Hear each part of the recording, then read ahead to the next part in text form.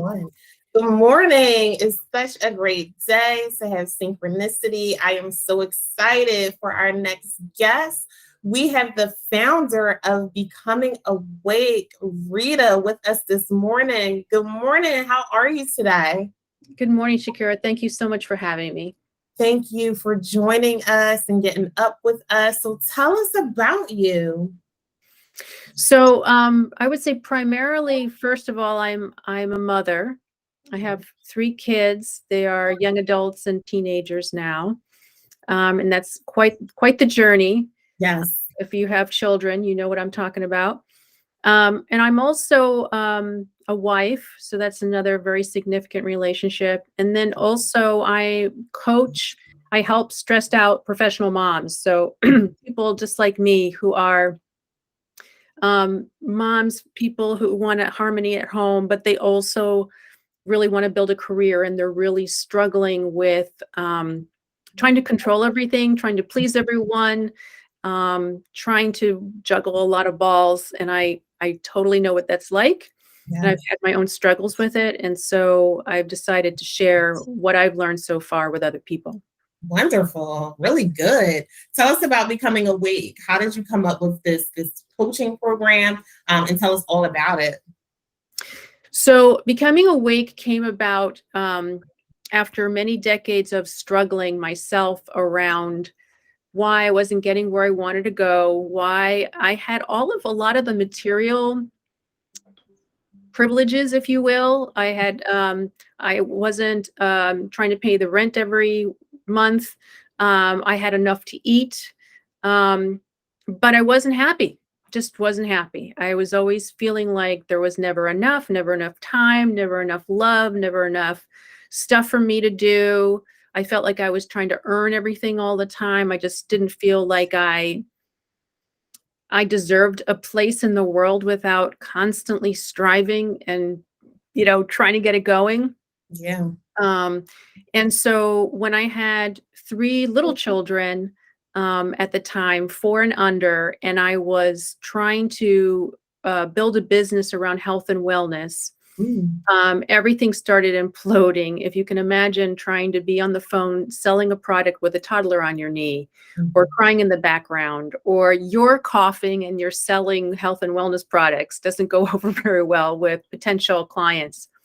And one day I got this phone call from someone who was helping me bring leads in. And he basically said, if you don't start closing people, I'm cutting off your leads. And I remember it was like a group conference call, and I put it was a regular phone, it wasn't cell phone, and I put it on mute and I just started crying. I realized, like, once again I was failing. This is not happening. And then I noticed my kids were crying, like we were all crying. And because they wanted my attention and I was not paying attention to them. I was so determined to get this thing off the ground and save my family and make $1 million and all this stuff. And so I just sat on the floor crying, and all of these thoughts came into my brain, like, you always fail. You're a failure. Here you're failing again. You're failing as a mother. You're failing as a businesswoman. You're failing as a wife. You're failing as a daughter. Um, you're never going to get where you want to be. And I knew something had to change. And so I made an appointment with this guy who was a coach. And I thought, I was still clinging to I'm going to make $1 million in my business dream Yes. with this business that I'm doing in the present, right? So I called him because I thought, oh, he has a marketing background. He's going to help me. And the first thing he said to me on the phone call was, because he could tell I was just all frazzled. Mhm. He said, Rita, right now, can you just be kind and gentle with yourself? And my first thought was, no, I can't. What's Absolutely. the point? That's not very productive. And then the other part of my brain was very curious, like, I never thought of that. No one ever said that to me before. I wonder what would happen if I tried it. So I spent about, I don't know, 30 seconds or a minute just focusing on being kind to myself and really gentle. And for that 30 seconds to a minute, I wasn't beating myself up anymore. Yeah. I had some relief. And then, of course, I started bawling. That was a lot of the phone call, was me crying. And I knew that he had brought up something that was significant, something I needed to pay attention to. And we continued the phone call. I ended up hiring him as my coach for 4 years. And he brought me down a completely different road than I thought. I ended up taking a step back from my career. I ended up learning how to meditate. I ended up learning how to take care of myself, how to have some space for my 3 wonderful but energetic children. And I really liked that. And I started to realize what I was basing my life on, what beliefs, what core beliefs I was basing my life on. And a lot of them had to do with just not being enough. And that was the engine that was, running the show. But I realized there's such a limit to that. It got me pretty far, the striving and the working and the doing and the doing. But it had its limits, and the limits were my health. Like, it was having a significant impact on my health. It really wasn't helping me make a lot of money, to tell you the truth. I didn't feel good about myself, so I didn't do things that maybe could have been more supportive. And energetically, I was kind of run down. I just didn't have a lot of energy. So as I worked with him and examined what I was really believing, not what I thought I was believing, but what I was really believing. It's sort of like people say things like, "Oh, I believe in peace." Then they get in their car and they start screaming at people. And you're like, "But you believe in peace." Well, not until someone cuts me off. Then I don't believe in peace anymore. It's like, yeah, you don't really believe in peace. So it was a very humbling experience to realize that what's driving you is this kind of secret belief that you uncover. And then you're so afraid when you see it, you think this is the truth. And then you realize it's not the truth. But until that point, you're like, no one discover how not enough I am. Please don't discover it. I'm going to overcompensate for it and prove to you I am enough, even though I don't believe I'm enough. And when you see that whole tangled web, you realize, oh my gosh, what a mess. What do I do now? And so that was sort of the adventure I went on with this coach. And what came of that was feeling better, feeling calmer, feeling more confident with myself. And I started to notice the people I was with and hanging out with, and there were a lot of the same people who didn't feel like they were enough, people who were trying to control everything, people who were trying to please everyone all the time, women, moms. And so I reached out to them and I said, "Hey, I am feeling 1,000% better, like a new life. I know you guys are suffering out there. Do you want to know what I learned?" And a couple of them said yes. And that was my first group. That was sort of the first iteration of becoming awake. At that point, it was called Meditating Mamas, because that's what I was into, was just meditating and visualization. And then it kind of morphed into becoming awake when I realized that awakening to yourself is messy and it's exciting, but it's messy and it's just the beginning. It's not unicorns and rainbows. Yes, really good. Thank you so much for sharing that. Rita, 2 questions for you. How do you stay on that trajectory of feeling good? And how would you say that to be how would you say giving yourself a break? How does that impact mental health and wellness? So how do you stay on that feel good trajectory? Like how do you keep that momentum? And then how would you say giving yourself a break, how does that impact mental health and wellness in your opinion? Okay. So keeping it going. So first you kind of figure out what it is that works for you. And for me, it was journaling, looking at different parts of myself, like archetypes, if you will, like the part of me that's the mean girl, and the part of me that's the nice girl, and the part of me that's feels like the servant, who has no boundaries, and then another one is sort of the taskmaster.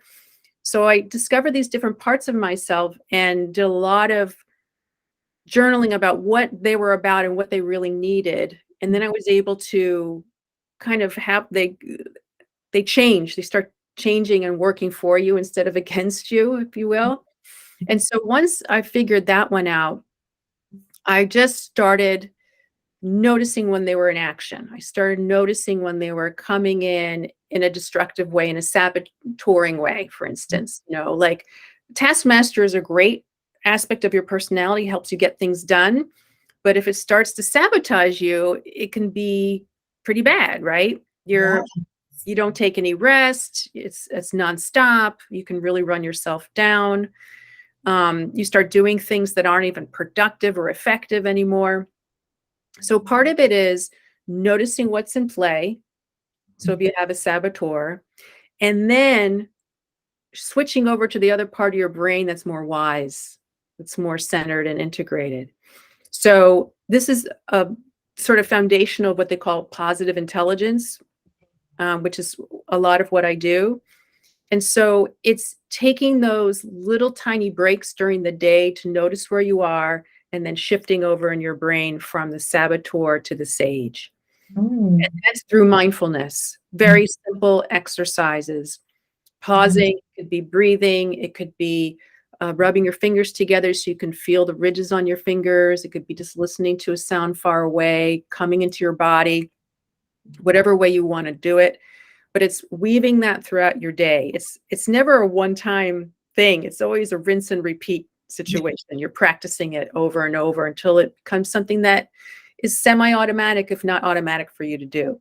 Mhm. And giving yourself a break is part of that. That's the giving yourself a break is going, all right, I'm not going to emotionally dogpile on myself about this. I'm just going to give myself a break, take a breath, pause, and then do that mindfulness shift.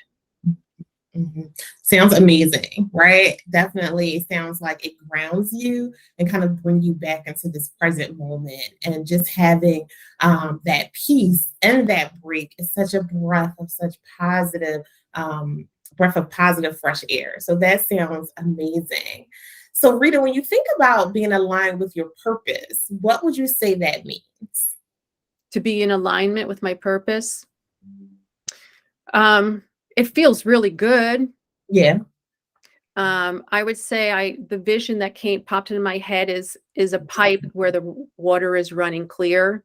Mm. Not a lot of clogs in there. It's not like it's stuck. When you're not in alignment, like for me, alignment is mind, body, spirit, Mhm. so they're all saying yes. Mhm. Um, and that is a beautiful feeling. I keep thinking of metaphors, but I keep thinking like if you've ever rowed in a boat. I used to do rowing. I used to do crew where you're 4 or 6 or 8 people in a boat. Mhm. And if you're doing that and you're not in sync with each other, if you're not in alignment, oh, it's awful. It Yeah. feels awful. Yes. You don't get anywhere. And it's like rough water, and you can actually hit yourself on the head and knock yourself out. Like that too, I've sometimes. actually done that where I've been like, oh my God. But when you're in sync, when you're all in this beautiful, the same rhythm, it is effortless, it's smooth, you're just gliding across the water. It just feels like you're in the zone. I mean, you can describe it in different ways. You're in the zone, you're feeling things are smooth, things are it doesn't take a lot of energy to go forward. It takes relatively little energy and you're focused. So that's what I would say is being in alignment. Yes, perfect. That was perfect. When I talk to my clients about alignment, because a lot of them ask me about that as well, I almost say the same thing verbatim. It's not forced; it just flow. If you feel like you're forcing it, if you feel like you're turning it and it's just not going, then you're not in alignment. Alignment, it just flows, right? And so Yep. that lines up perfectly with your definition. Talk to us, Rita, about self-compassion. What is that all about? So I wrote a whole book about self-compassion called The Self-Compassion Project. And it was from that first experience I had with my coach was it 2007, 2008. Mhm. And self-compassion, you can look up the term compassion, and it's really like a sympathetic feeling for someone with a desire to want to make them feel better or help them.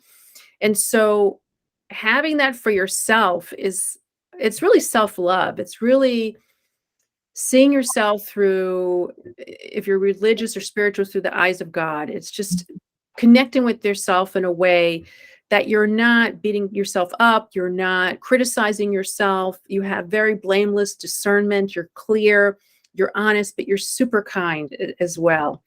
I think of it as sort of like, I have a picture of myself as a little kid that I printed out. And Oh, I find this very effective when I'm not feeling very compassionate to look at her. yes. You can have compassion for a child. You can have compassion for your pet. You can have compassion for someone you adore. And sometimes um, looking at myself as a wee one, if you will, Mhm. it connects me with that essence and go, okay, I Yeah, love you. Let's yeah. figure this out. You're not a bad person, or whatever's going on. We'll figure it out. We'll get help. We're going to do it together. And a lot of the book is really doing that examination of those different parts of ourselves, like I talked about before, and having compassion for them and saying, I'm so sorry you're suffering. Mm. What's going on and what do you need? And you will, my mind was blown when I started writing about that, answering those questions for myself of what would come up. I mean, like all sorts of stuff from my childhood, stuff from that seemed like previous lives, like, or just generational stuff. And you're like, wow, this all goes to the DNA. You don't even know you're holding it. But when you just say to yourself, I'm so sorry you're suffering, that brings up a lot, because who amongst us doesn't want someone to sit next to them and just say, oh, honey, I'm so sorry you're suffering. I mean, that's what we all want, right? Yes. We want someone to sit there and be with us, not in a pity way, but a connected, soul connected way. Yeah. And to ask the question, what do you need right now? You know, well, I need a hug, or I need understanding, or I need to be listened to, I need to be recognized. And you give that to yourself. That's super powerful. Super powerful. Yeah, really good. Really, really good. That connects with me and definitely resonates. So when a woman usually comes to you, what are some of the traits that you see at that very first appointment? Are they usually like overworked, exhausted, low self-esteem? What are some of the things that you usually see in your clients? Well, check, check, check. Of course. Yeah, all those three. All the I, above. I would say the biggies are they're working really hard in different areas of their life. They feel like they're going one step forward, two steps back. Um, they usually have issues with their kids. A lot of times their kids have special needs Mm, in various ways, but that parenting that child takes a lot of their energy, and they want it to be better. They want to feel better about it, about their parenting and their competency. And they also, when we really get down to it, they're starved for time for themselves, because they're giving to everyone else in the family. mhm. And they've set it up that way, and they don't know why they can't figure, like, why does everyone need you all the time? Well, you kind of set it up that way, but that's okay. We've all done that. So a lot of it is feeling overwhelmed, feeling like they're not really honing in on what they really want to do, because the demands of family are so much, and they're feeling really guilty and obligated and responsible to not even let go of that a little bit. Yeah. And then working with you, you kind of teach them how to give themselves some of that self-compassion. That's Yes. amazing. That is And amazing. when they do that, what they discover is they have all these dreams that they've never really, they thought, well, maybe someday. And they're just like, why you keep putting it off? So maybe they start a business, or maybe they start to really go for it in their career, or just taking a vacation for themselves, is a big deal for a lot of these moms. Or having boundaries and limits with their kids. One of the things that I've told my kids is, I am not the only vehicle through which your needs are met. Mhm. I found myself, like, I'm in the bathroom and my little kids are knocking on the door, even though their father's laying on the sofa. And I'm like, I'm not, come on, guys, but that's how I was training them. Right. So, um, just learning how to make space and time for yourself because you deserve it. That's another one, is that they discover they don't really think they deserve to have a happy, fulfilling life, or they're being punished in some way, or they weren't a good enough daughter, therefore, there's a lot of, like, once again, a lot of belief. And then a lot of generational stuff, what their mom did, or what their aunt did, or what the gender roles in their family were like, or what a good mother does, or what a good daughter does. There's a lot of stuff there too that can really keep you stuck. Keep you stuck. Yeah, definitely. Do you think, Rita, as women, we feel guilty about giving ourselves breaks? And if so, where would you say that thought process even comes from? Well, I know for myself that the only time I used to give myself a break was when I was sick in bed. So guess what? I got sick quite a bit. And I didn't know why I was getting sick quite a bit until my coach said, "Did you ever consider that that's the only time you get rest is when you're in bed?" And I go, "Yeah." And it was like perfectly normal. I was like, "Yeah, that's legit. I'm in bed. I gotta rest." And he's like, "Do you think maybe you wouldn't have to get sick so often if you just gave yourself a break?" That was like, "What? You can do that?" You know? Right. And I learned it from my mom. I know I did. She was like an Olympian mother, like she had 6 kids and she was always doing stuff. And we had babysitters every once in a while, but not really. And I thought my mother never really had a break. She was always doing stuff, but she made it look easy too. And then I became a mom and I'm like, oh my gosh, I only have half as many kids as she did. How did you do that? She's like, oh, you just do it, whatever. And so I think watching my parents in nonstop motion, I just came to the conclusion that's what you do as a mother. And you're not just moving, you're moving in 3 different directions at once, You're calculating what they need for school, making the sandwich, cleaning the floor, making sure the glass doesn't fall off the table, and telling your spouse where their socks are all at the same time. Yep. A juggling act. Yep. I remember when my big ones were little ones. And the only time I guess I would give myself a break was driving to Dunkin' Donuts in the morning to get a coffee and not getting out that car until that coffee was done. And my best friend said to me at the time, this is over 10 years ago, she was like, the only time you get time to yourself is going to Dunkin' Donuts. And that was like a aha moment. And I was like, that's true. What is that? Right.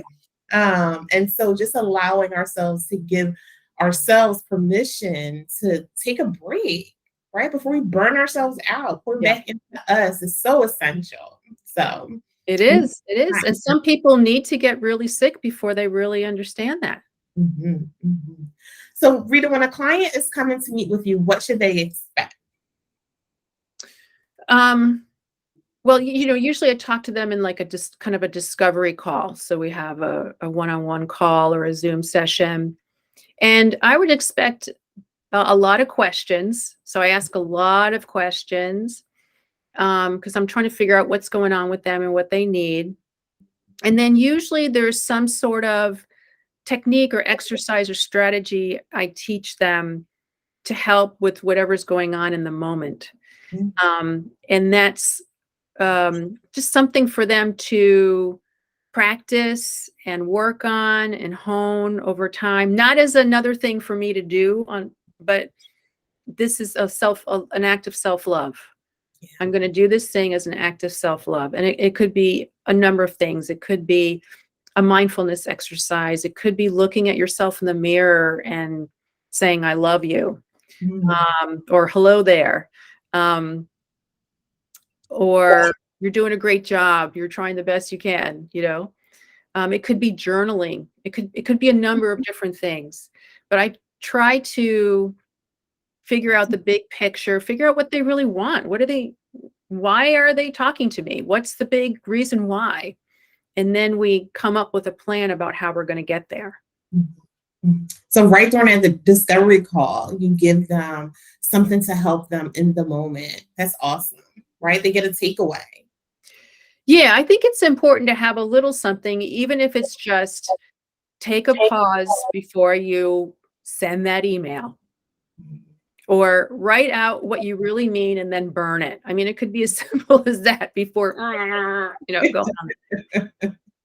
That is such a treat. What stress reduction techniques do you currently utilize, Rita? So I do a whole bunch of different kinds of things. I'm not a certified EFT practitioner, but I do tapping on my body. Yeah. I do meditation. I do a lot of different mindfulness practices. I walk a lot. Mhm. Um, I eat incredibly cleanly. I think that is a really way to decrease your stress is to eat um, a lot of fresh food, not sugar, like very low sugar. Um, and um, I do things like intermittent fasting where I take time off from eating to help my body do what it needs to do, repair. Yeah. Um, what else do? I do some high intensity exercise too. At my age, I have a completely different exercise and diet than I did when I was in my 20s because what I did in my 20s doesn't work anymore. So Yeah. I think that's age specific and body type specific, but I try to do something physical. I do creative things. I play instruments. I write jokes. So Yeah. I write things. So I try to kind of keep a lot of variety in my practices so that they don't become stale. And I've always got a new way in. Yes. I love it. Really good techniques. What else? What else would you like to tell us that we haven't covered this morning? Um, what else do I want to tell you? I think one thing that women need to remember is that they're the hub of the wheel, whether they Yes. like it or not. If you're not happy, nobody's happy. Mhm. And you can't make other people happy, but you can help yourself.